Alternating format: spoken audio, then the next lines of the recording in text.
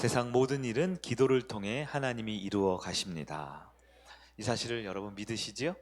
그렇다면 여러분 기도하고 그 기도하는 바를 소망하고 신뢰해야 합니다. 우리가 신앙이 어느 정도 깊어지면 또 습관적으로 또 내가 금요일 이 시간이 되면 나도 알게 모르게 세상 것을 딱 끊고 하나님 앞에 이렇게 나오는 것이 영적인 습관이 붙은 분들이 있어요. 너무나 귀하지만 또 하나의 맹점은 내가 하나님 앞에 반복적으로 습관적으로 서면 설수록 나의 영은 잠들어 있을 수도 있다라는 겁니다. 모든 사람은 자기 인생의 답을 찾기를 원합니다. 그러나 그 답은 교회 이 건물에 있는 것이 아니라 그랬어요. 목회자의 설교에 답이 있는 게 아니라 그랬어요. 인생의 답 어디 있습니까? 하나님께 있습니다. 여러분 전심으로 이 시간에 목마른 사슴과 같이 하나님을 찾고 구하고 우리 찬양 고백과 같이 목마른 나의 영혼 주를 바라고 구하는 마음으로 하나님 앞에 내 인생의 가장 소중한 답을 얻어갈 수 있는 하나님의 뜻이 충만한 저 여러분에게 주의 이름으로 축복합니다. 우리가 지난주에 미련의 늪에서 하나님보다 세상이 더 그리울 때라는 말씀으로 함께 살펴보았는데요. 오늘은 또 그 말씀에 이어서 야고보서 1장에 3장 미련의 늪에 빠져 세상이 그리울 때 두 번째 시간을 말씀을 좀 더 보도록 하겠습니다. 여러분 미련이 남는다. 여러분 기억나시죠? 미련이 남는다. 뭐예요?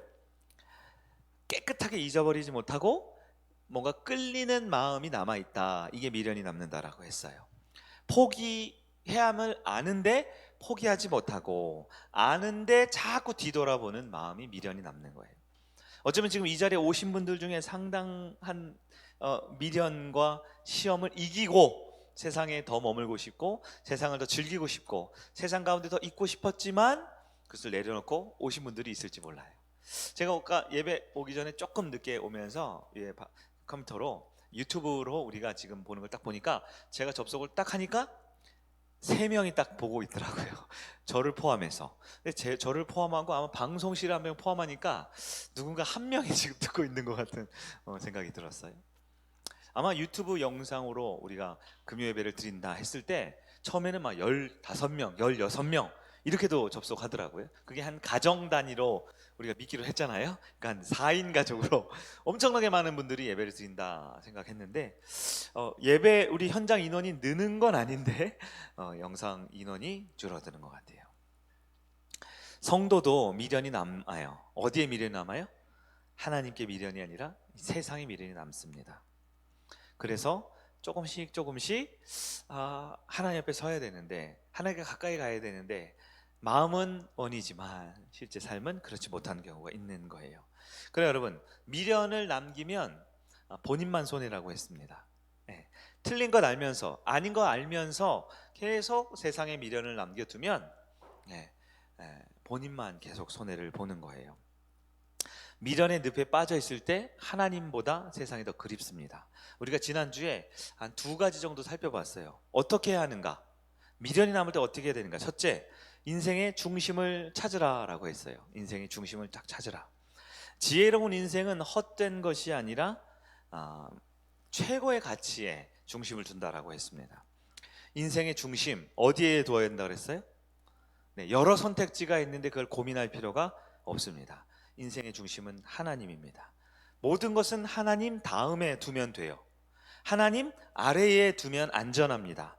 하나님 위에서 그 일을 하면 아무 문제가 없어요.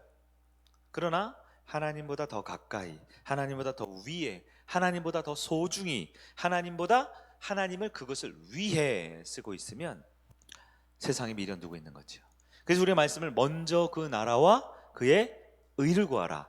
그리하면 뒤에 말씀이 중요하죠. 이 모든 것을 너희에게 더하시리라. 하나님을 중심에 두는 것이 세상에 미련 두지 않는 가장 첫 번째라고 했습니다. 자, 두 번째는 뭐였어요? 우선순위를, 자막이 없어요 오늘? 네, 다 줬잖아요. 네, 우선순위를 늘 점검하라라고 했습니다. 하나님께 중심을 딱 두었으면 그 다음에 어떻게 돼요? 중심을 두었다라고 나는 생각하는데 하루 종일 월요일, 화요일, 수요일, 목요일 친구들 만나고 집에 가고 여러 세상 가운데 살면 이 삶의 중심이 흔들려요. 그래서 하나님을 중심에 두었다라고 생각만 하지 말고 실제 나의 삶의 우선순위를 무엇이 중요한 게 이렇게 재편성해야 된다라고 했어요. 왜 신앙이 흔들리고 왜 사명이 흔들리고 왜 연말이 되면 우리의 믿음과 우리의 사역과 우리의 인생은 내년에는 조금 다른 걸 해보고 싶다, 새롭게 하고 싶다, 뭔가 더 좋은 걸 찾아가고 싶다라는 생각이 왜 들까요? 우선순위가 흔들려서 그렇습니다. 하나님을 중심에 두고 그 가운데 신앙과 사명을 점검할 줄 알아야 된다 그랬어요. 우리가 신앙생활하는 것, 우리가 예배드리는 것, 우리가 봉사하는 것, 아니요, 실제 우리 삶, 우리가 가정을 이루는 것, 자녀를 양육하는 것, 돈을 벌어 직장에 다니는 것, 왜 그렇습니까? 왜 그래요? 사람 때문이 아니라 그랬어요. 물질 때문이 아니라 그랬어요. 우리는 하나님 때문에 삽니다. 하나님 때문에 예배드리고, 하나님 때문에 봉사하고, 하나님 때문에 헌금도 하고, 하나님 때문에 교제도 하는 거지요.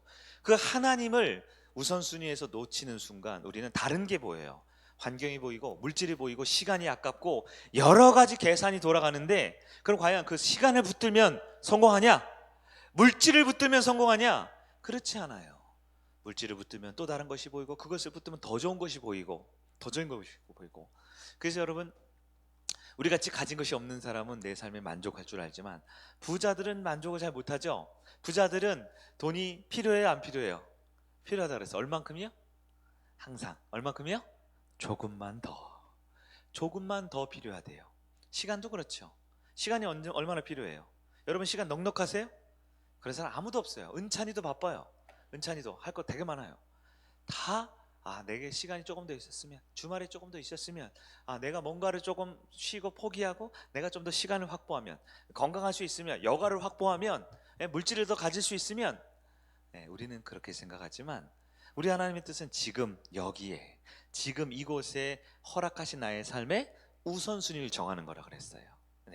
우선순위의 기준이 누구예요? 내가 아니라 하나님이에요. 많은 사람들이 착각합니다.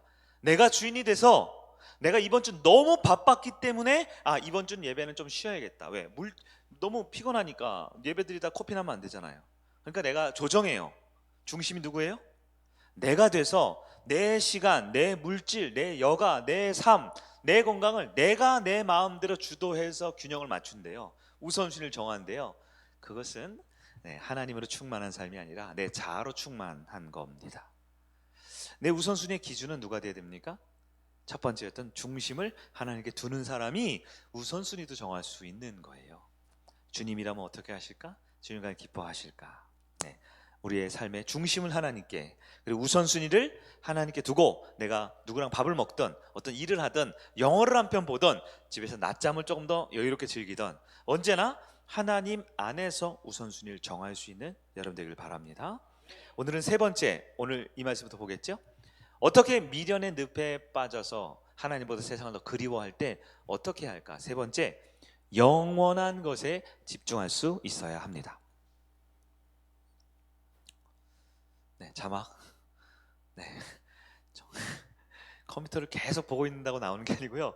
눌러야지 나오는 거예요. 영원한 것에 집중할 수 있어야 합니다. 여러분, 물질이나 명예나 건강이나 안전이나 편안한 것, 그리고 특히 젊은 분들 스트레스 없는 삶을 너무나 원해요. 안락하고 편안한 삶을 너무나 원해요.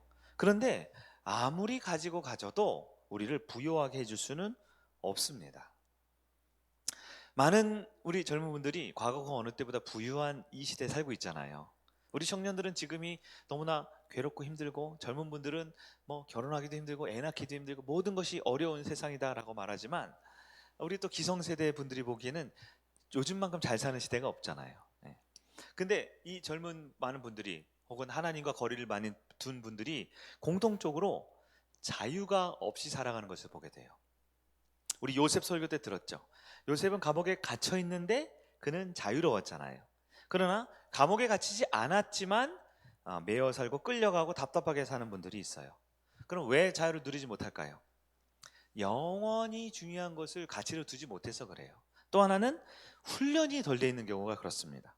여러분, 온전히 순종하는 법을 배우는 것이 필요해요. 우리 그리스도인에게 좋은 믿음이란 은혜를 받는 것, 감동을 받는 것보다 선행되어야 될 것이 있는데요. 그것이 무엇이냐? 바로 말씀의 지식을 통해 훈련을 받아야 돼요. 우리 조금 피곤한 시간인데 영상을 하나 준비한 것 같아요. 한 2분 내외 되는데 우리 영상을 한번 잠깐 보시면 좋겠다 싶습니다. 자신감이 어느 정도 생기면 그 점프에 대해서 그다지 연습을 많이 하지는 않아요. 잘 되니까. 근데 연아 같은 경우는 그 점프를 만약에 음악을 맞히다가 실수를 하면 트리플 러츠를 실수했다. 그러면 그 트리플 러츠를 다시 10번을 뛰어야 됐었어요. 6시 운동을 하려면 저희가 집이 이제 가까우니까 5시쯤에 데리러 아이들을 깨우고 데리러 가야 되는데 집에 딱 들어가면 다 자고 있어요. 근데 딱 연합은 그 2층 계단 복도에 앉아서 머리까지 쫙 빗고 정말 준비를 완벽히 하고 딱 앉아서 선생님들 기다리고 있는 거예요. 그러니까 한계라는 게 없는 선수예요. 보통 이제 재능이 뛰어난 선수들의 취약점은 연습을 게을리한다는 거거든요. 김연아 선수 같은 경우에는 뭐 보통 선수들의 몇 배에 해당하는 그런 연습을 했었죠. 정말 지칠 줄 모르고 하는 것 같아요. 어떻게 보면 어떨 때는 안쓰럽게도 많이 느껴졌었고요. 연습이 마음에 들지 않으면 될 때까지 수도 없이 엉덩방아 찢는 것을 두려워하지 않던 소녀. 연아는 그 누구보다 스스로에게 가장 엄격했습니다.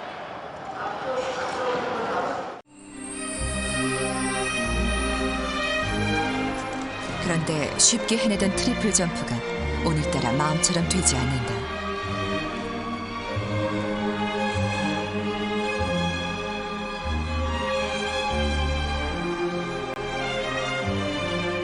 스텝 연기에서도 실수 연발이다. 연하답지 않은 모습이다.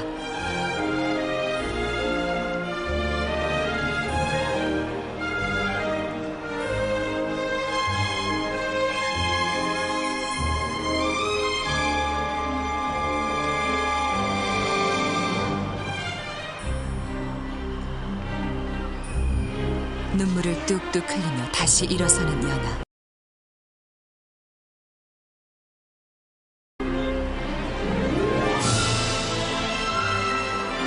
이를 악물고 다시 뛰어보지만 생각처럼 되지 않는다.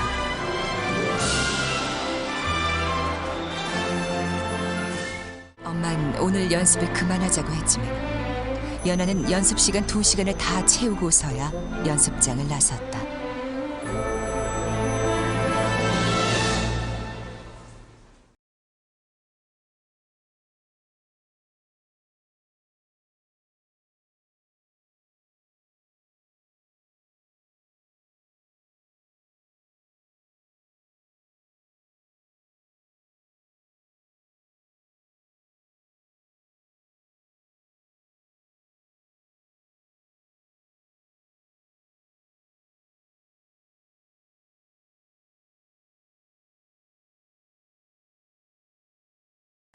여러분 잘 아는 김연아 선수 이야기 있죠? 네, 화면을 끄세요.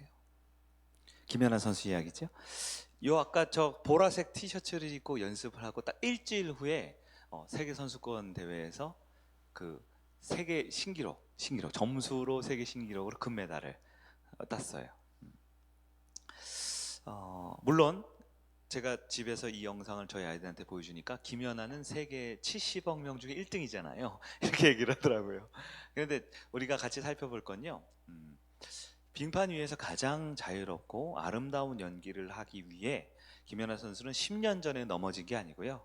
대회 일주일 전에도 수없는 엉덩방아를 찌우면서 자기 삶의 훈련을, 자신의 삶에 순종하는 법을 스스로 배워가고 있는 겁니다. 우리가 하나님의 뜻이라는 책을 볼 때도 이 이야기 나온 것 중에 하나인데요. 이스라엘 백성들이 이집트의 노예로 있었죠. 거기다가 출애굽할 때 종의 해방을 얻었어요. 자유를 얻었죠. 그러나 그러한 자유는 진정한 자유라고 할 수가 없죠. 이것을 소극적인 자유라고 했어요. 진짜로 적극적인 자유를 위해서 하나님이 주신 은혜가 있어요. 그것이 무엇이에요? 십계명이었습니다. 성경의 율법의 말씀을 주는 것, 살인하지 말라, 간음하지 말까, 도둑질하지 말까, 하나님 외에 다른 걸 섬기지 말라, 이런 율법과 규칙을 주신 게 왜 자유일까요? 네, 우리 하나님의 자녀들은 하나님이 원래 지은 모습 모습대로 살아갈 때 가장 자유롭고 가장 완성된 삶의 모습을 살 수 있기 때문에 그래요. 우리가 내가 하고 싶은 대로 하는 것이 자유라고 생각할지 모르지만, 그래서 돈 있으면 내 마음대로 마음대로 쓰고 마음대로 멋있게 살고 남들보다 더 즐거운 것을 누리면 그것을 자유라고 느끼지만, 이것은 반쪽짜리 자유죠. 진정한 자유는, 진정한 은혜는, 진정한 성공은 어디 있습니까? 나를 그분의 형상대로 만든 하나님의 원래 지은 모습대로 순종하고 훈련된 상태가 가장 자유롭고 가장 위대한 그리스도인의 삶을 살 수 있는 거예요. 많은 사람들이 내 삶에 지금 어려움이 있고 고난이 있고 힘들 때 금방 넘어지거나 후회하거나 좌절을 합니다. 내일이 왜 이렇게 안 풀리지라고 힘들어합니다. 그러나 영원한 것을 바라볼 수 있는 관점이 필요한 거예요. 바로 하나님의 모습대로 지어진 그 영원한 것을 꿈꾸는 것이 필요합니다. 이사야 40장 8절 말씀입니다. 풀은 마르고 꽃은 시드나 우리 하나님의 말씀은 영원히 서리라 하라. 아멘. 풀은 아무리 싱싱한 푸르른 풀이 피어도 시간이 지나고 가을이 되면 어떻게 돼요? 다 마르죠. 아름다운 꽃은요? 다 시들어 버리죠. 이것은 뭐냐면요, 꼭 풀과 꽃만 말하는 것이 아니라 유한한 이 땅에 있는 좋아 보이는 것들, 우리가 원하는 그런 높은 자리, 그 많은 부유함, 그 많은 세상의 성공, 그리고 행복, 안락, 스트레스 받지 않는 것, 여러 가지 우리가 꿈꾸는 것들은 다 사그라지지요. 그러나 말씀이신 하나님은 영원하다는 것을 기억하셔야 합니다. 현실을 보면 금방 적용돼요. 여러분, 차를 사고 싶은 분 있죠? 새 차를 사고 싶은 분. 그럼 세상에 뭐만 보여요? 그 멋진 차만 보여야죠. 그래서 새 차를 샀어요. 타고 다녀요. 근데 여러분, 새 차를 사신 분 어때요? 혹시 그 차를 한 달 이상 타고 다녔는데도 여전히 차만 타면 가슴이 설레이고, 그 차만 타면 너무 기뻐가지고 막 눈물이 쏟아지고 그러는 분들이 있어요? 멋지고 좋은 새 집을 사고 싶어요. 그래서 새 집을 이사 가고 싶어서 집을 너무 많이 알아봤어요. 그래서 힘들게 모아가지고 멋지고 넓고 좋은 집을 딱 샀어요. 그렇게 새 집에 들어갔어요. 기분이 좋아요, 안 좋아요? 좋죠. 근데 그 집에 1년째 살고 있어요. 1년이 지난 어느 날 그 집에 들어갔을 때 너무 행복해. 이 집을 사는 게 너무너무 기쁘고 좋아 하고, 그 새 집에 사는 것이 그렇게 기쁘고 행복하고 보람되고 그렇게 가슴 벅찬 일인가요? 많은 분들이 이제 사랑하는 연인과 결혼을 합니다. 결혼했어요. 그래서 얼마로 잡을까요? 좀 길게 잡아야겠네.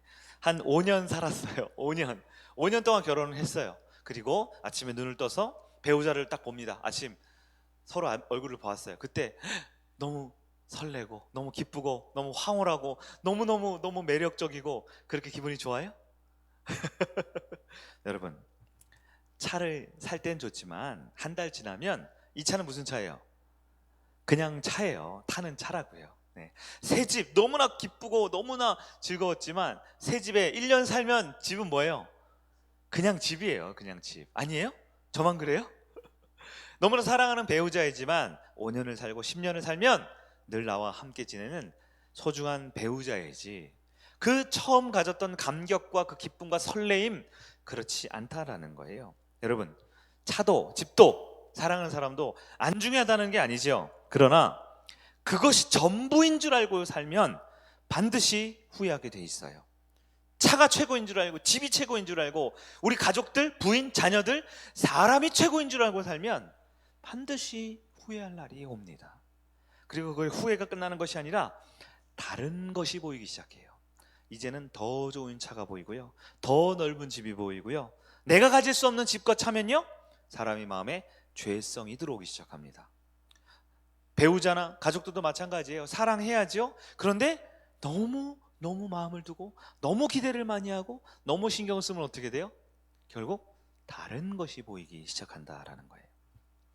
여러분, 일시적인 것에 마음을 쏟으면 바보예요. 일시적인 것에 목숨을 걸면 바보입니다. 여러분, 흔들리지 않고 영원한 것에 집중할 수 있어야 합니다. 영원한 것에 집중할 수 있어야 돼요. 그 영원한 것에 집중하면 일시적인 것을 우리가 누릴 수 있는 자유를 얻을 수 있어요. 사탄은 우리가 약한 것을 알까요, 모를까요? 우리가 약점이 있다는 것은 어리석게도 나만 몰라요. 그래서 오늘 시험에 든 성도는 작년에 시험에 든 문제를 또 오늘 시험에 드는 경우가 있어요. 유독 추수감사주일 근처만 되면 시험 드는 분들은 매년 그때 시험이 들어요. 왜요? 사단은 우리의 약점을 기가 막히게 알고 있어요. 나만 모르죠. 그래서 주기적으로 반복적으로 약점이 있으면 약점 가지고 기가 막히게 파고들어요. 겨울철에 갑자기 쓰러진 분들 있어요? 그럼 이상하게 가을이나 겨울철만 되면 갑자기 몸과 마음과 영혼이 움츠러들어요. 그래서 걱정 근심에 빠져서 안 쓰러질 사람도 또 쓰러져요. 네? 새봄이 됐을 때 사랑하는 사람에게 배신당하거나 차인 경험이 있어요?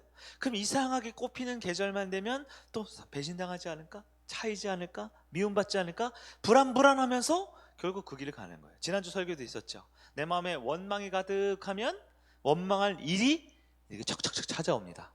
불평한 마음이 가득하면 불평할 일이 척척척 찾아와요. 예, 울고 싶은 사람 뺨 때려주듯 내가 지금 기분이 안 좋으니까요, 교회에서 이 코로나 상황에도 토요일 저녁부터 열심히 준비해서 밥을 딱 해놨는데 맵니 짜니 다니 힘드니 식었니. 왜 그래요? 아예 불평을 하기 위해 마음에 가득해 있으니까 아주 작은 것 하나 해도 쉬운 것 하나 넘어지는 거죠. 사단이 무엇을 공격합니까? 우리의 약점 연약함 기가 막히게 알아요. 근데 우리의 약점이 뭐예요? 일시적인 것에 목숨을 걸고 살아가는 거예요. 여러분, 이 세상의 것에 미련을 두고 있으면요, 마귀가 가만히 두지 않습니다. 하나님보다 더 사랑하고 더 가까이 두고 더 소중한 것들 여러분 있으세요? 아마 있을지 몰라요. 그게 우리의 연약함이거든요. 그 문제를 하나님 앞에 해결하지 않으면 여러분 그냥 넘어가는 게 아니에요. 우리는 넘어가고, 우리는 오늘 밤에 잠자고, 우리는 내일 새로운 사람들 만날지 모르지만 사탄 마귀는 반드시 나의 그 약점을 가지고 공격하게 되어 있습니다. 여러분, 이 밤에 하나님보다 더 중요한 것, 혹은 영원한 하나님보다 일시적인 눈앞에 보이는 먹고 사는 수많은 문제들에 흔들리고 있습니까? 미련을 내놓고 하나님을 선택한 여러분 되길 바랍니다. 하나님을 붙들면 여러분 일시적인 것들도 주님이 책임지십니다. 네 번째로, 미련의 늪에 빠져 하나님보다 세상을 그리워할 때 어떻게 되냐? 내가 미련을 갖고 있는 그 시작이 무엇인지를 한번 헤아려 보는 것도 좋은 영적인 습관이에요. 성도가 지금 하나님 앞에 나와서 예배드리고 있잖아요. 내가 예배드리는 것은 하나님이 허락하셔야만 가능한 것입니다. 내가 지금 오늘 이 자리에 예배드리고 온 것, 여러분 이것이 기적임을 기억하셔야 해요. 나는 금요일이 돼서 예배 드렸고, 나는 차도 있고 시간도 되고 뭐 특별히 약속이 없으니까 왔다라고 생각하지만, 여러분 마귀가 여러분이 하나님보다 세상에 미련을 두고 있으면요, 마귀는 백전백승 여러분을 무너뜨릴 자신이 있어요. 마귀는 분명 우리를 쓰러뜨릴 능력이 있어요. 마귀는 우리보다 똑똑하고, 마귀는 우리보다 의지가 강하고, 마귀는 우리보다 더 유혹과 설득에 능한 존재입니다. 여러분이 이 자리에 왜 왔어요? 하나님께서 세상의 미련을 두지 않도록 우리를 은혜를 주셨기 때문에 이 자리에 온 거예요. 그렇기 때문에 우리는 지금 이 자리에 있는 것만으로도 감사할 수 있어야 돼요. 근데 감사하지 않으면요, 바로 세상에 미련이 남는 그런 여러 가지 불순물들이 내 안에 올라오기 시작합니다. 지금 내가 고통당하는 문제들이 있고 갈등하는 문제들이 있고, 여러분 잘 들여다보세요. 내가 지금 무엇으로 힘들어합니까? 무엇으로 고통당합니까? 사실 잘 들여다보면 여러분한테 조금 죄송한 말씀이지만, 내가 세상에 미련을 두고 있기 때문에 자초한 문제들이 많아요. 물론 하나님은 모세처럼 아브라함처럼 하나님이 크게 쓰시기 위해 의도적으로 우리를 훈련하실 때가 있어요. 시험하실 때가 있어요. 너무나 힘들게 연단하실 때가 있어요. 그러나 그 훈련들은 반드시 우리를 성장시킵니다. 우리를 성숙시킵니다. 제자가 되기 위해 우리에게 주신 고난과 고통은 하나님이 주셨으면 그걸 이길 수 있는 길 또한 주시기 때문에 우리는 그걸 통과할 수 있어요. 그러나 많은 성도들이 지금 고난과 고통 중에 있는데요, 그 이유를 몰라요. 그렇게 하시는 하나님의 역사를 발견하지 못해요. 왜 그래요? 실제로 하나님이 주신 시험이 아니고요, 하나님이 주시는 그 시험을, 하나님이 주신 연단을, 하나님이 나를 성장하고 성숙해 하는 그 과정을 피하고 싶어서, 쉽게 넘어가고 싶어서 그것과 타협하고 있는, 세상과 타협하고 있는 미련이 남은 나의 삶 때문에 겪고 있는 고통과 어려움이 너무너무 많다라는 거예요. 그 많은 그리스도인들이 이 코로나 시대에 힘겨워하고 어려움 중에서도 믿음을 잘 지키는 분들도 있지만 여전히 좀 더 쉽게 믿고 싶어 해요. 안 믿는다고는 안 해요. 쉽게 믿고 싶어 해요. 편안하게 신앙생활하고 싶어 해요. 주님이 주신 사명도 생명도 나에게 주신 소명도 금방 잊어버리고 그냥 쉽게 편하게 덜 힘들게 예수 믿어 구원받고 싶어 하지요. 가능하면 돈은 안 들이면 좋고, 가능하면 시간은 안 들이면 좋고, 가능하면 내 몸의 피로는 안 들이면 좋게 신앙생활하고 싶어 한다고요. 물론 여러분 억지로 사서고생할 필요는 없을지 모르지만 여러분 하나님이 나를 통해 이루고자 하는 주님의 나라, 주님의 의, 주님의 교회, 주님의 공동체, 주님의 가정을 이루기 위해 내가 반드시 감당해야 할, 대가를 치러야만 할 하나님의 뜻이 있어요. 그런데 그것을요 쉽고 편하게 피해버리고 쉬운 길, 편한 길, 안락한 길, 마음 스트레스 안 받는 길, 힘들고 어려운 걸 안 보고 싶은 길 선택하면요 그것은 반드시 마귀의 유혹에 넘어지고 있는 중입니다. 세상의 미련이 남는 것이지요. 그래서 신앙생활을 하면서도 목장 모임을 하면서도 하나님께 예배 드리면서도 얼마든지 우리는 세상에 반쯤 미련이 남아서 툭툭 던지는 한마디, 툭툭 던지는 생각, 여기에 세상에 빠져 있는 게 있죠. 여러분 마귀의 덫을 잘 피하셔야 돼요. 미국 라스베이거스에 가면 굉장히 유명한 세계에서 가장 크고 화려하고 멋진 호텔들, 레스토랑들 이런 게 많대요. 가보셨어요? 안 가봤으면 말을 하지 마세요. 저도 안 가봤는데 근데요 라스베이거스 가면 가장 휘둥그레하게 눈이 돌아가는 게 뭐냐면 최고급 호텔들, 그리고 그 호텔을요 전 세계에서 물가로 치면 가장 그 미국이 잘 사는 나라 중에 하나잖아요. 근데 가장 저렴하게 이용할 수 있대요. 가장 맛있는 스테이크와 가장 비싼 음식들을 거의 뭐 원가에 엄청 저렴하게 레스토랑을 이용할 수 있대요. 가보신 분들 있어요? 네, 그렇다 그러더라고요. 그럼 왜 그렇게 싸게 파냐? 지금도 라스베이거스의 최대 수입은 이제 관광 수입인데요. 절대 라스베이거스는 손해를 안 본대요. 그렇게 좋은 비싼 호텔을 그냥 동네 여관값으로 주고 지내는데도 손해를 안 본대요. 그 비싼 레스토랑 최고급 셰프들을 모셔다 놓고 값싸게 그 맛있는 음식들을 거의 공짜로 주도 이렇게 막 뿌려대고 뭐 이벤트 행사 엄청나게 많이 하는데 손해를 절대 안 본대요. 왜 손해를 안 볼까요? 카지노 때문에 그렇다고 합니다. 카지노 때문에. 어휴 목사님 우리를 뭘로 보고 우린 카지노 같은 거 안 해요. 그런데요 그 좋은 최고급 호텔과 레스토랑과 관광지에 가는 길목마다, 호텔에서 주차장하는 길목마다, 주차장에서 식당하는 길목마다 전부 다 뭐가 있어요? 카지노가 있대요.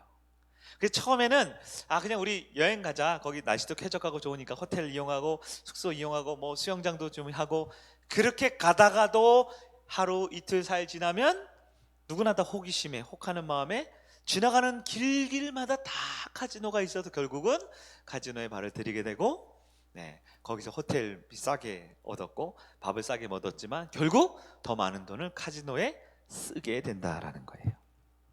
제가 이 얘기를 들으면서 마귀가 이렇게 우리한테 하지라는 생각이 들어요. 사람의 욕심이라는 것을 이용합니다. 사람의 나약한 심성이라는 걸 이용해요. 화려하고 멋져 보이는 것이 자꾸 끌려가는 우리의 본성에 호소하는 거예요. 마귀는 느닷없이 하나님 믿는 우리 보고 하나님 믿지 마! 이렇게 얘기 안 한다 그랬어요. 뭔가 자꾸 우리를 무너뜨리고 쓰러뜨리는 게 있어요. 많은 분들이 성경 일독한다고 하는데 성경 일독한 분들 손 들지 않으셔도 돼요. 보니까 한 절반 정도 안 되더라고요. 지난번에 한번 보니까. 많은 분들이 사실 성경 일독 계획하거든요. 근데 왜 안 되냐? 교회에서 지금 읽으라고 하면 한 장 읽어요. 어렵지 않게 읽어요. 근데 집에 가면 읽어야지 하는데 결국 보면 아직도 모세오경도 안 끝내는 분들 있어요. 왜 그럴까요?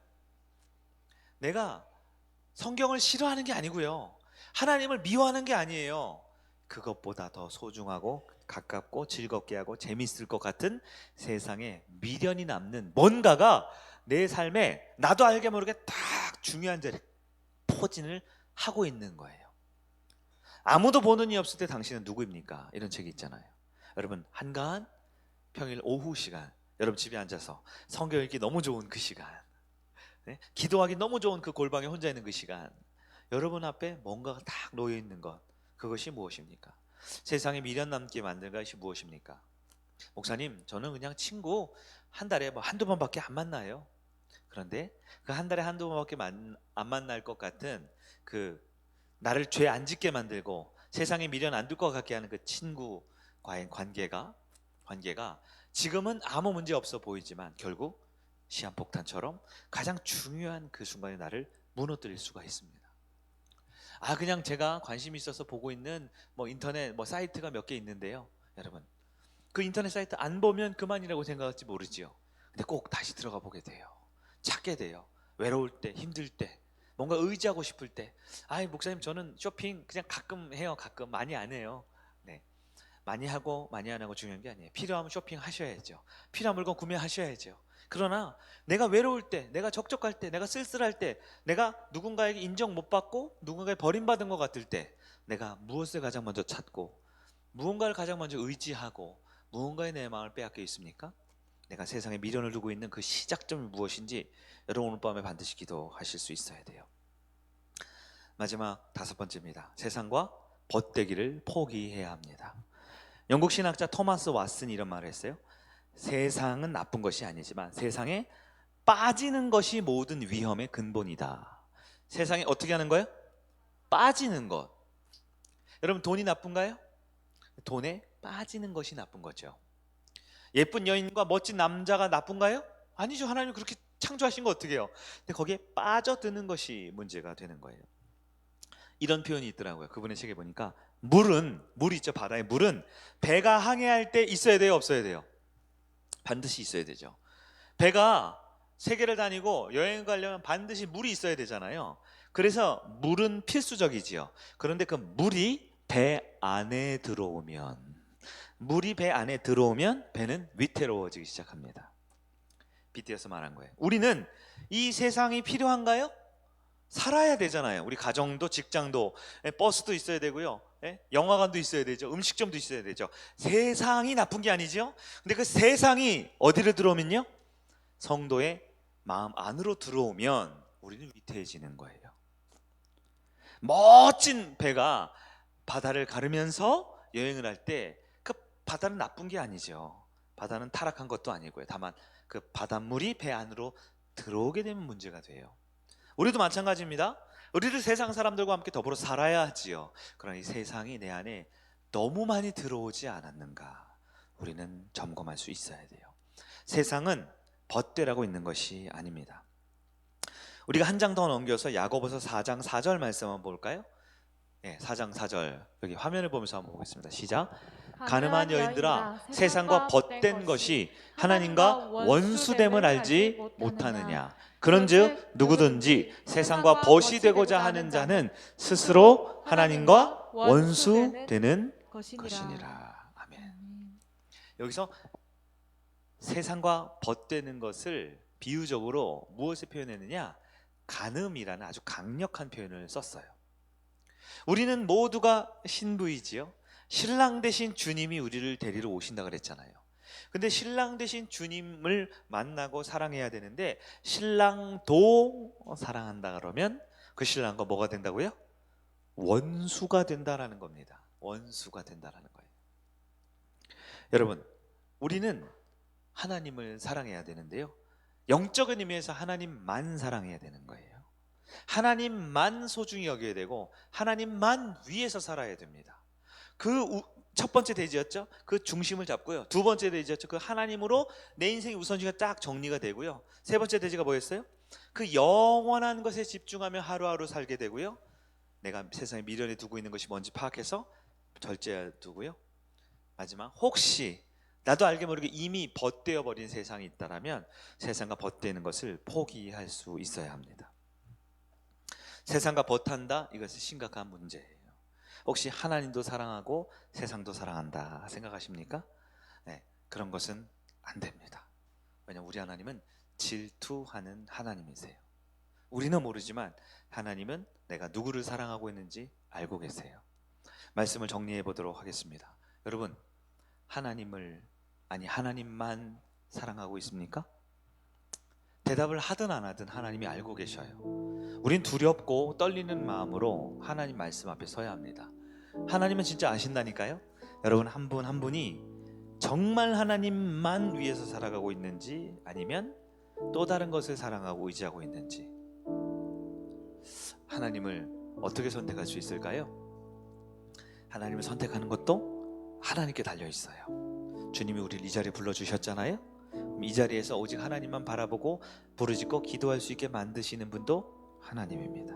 혹시 그때가 참 좋았는데, 옛날에 자유로울 때 좋았는데, 그러면 많은 사람들이 신앙을 버리고 떠나갔지요. 신앙을 버리고 떠나는 성도들 보면요, 이유가 다 있죠. 네, 핑계거리가 다 있죠. 교회 안에 싫은 것이 분명히 있어요. 그러나 결국은 근원적인 문제로 하나님이 아니라 세상을 선택했기 때문에 떠나는 거예요. 그럼 우리는 왜 세상을 안 떠나는가요? 바보들이어서 그렇죠. 네?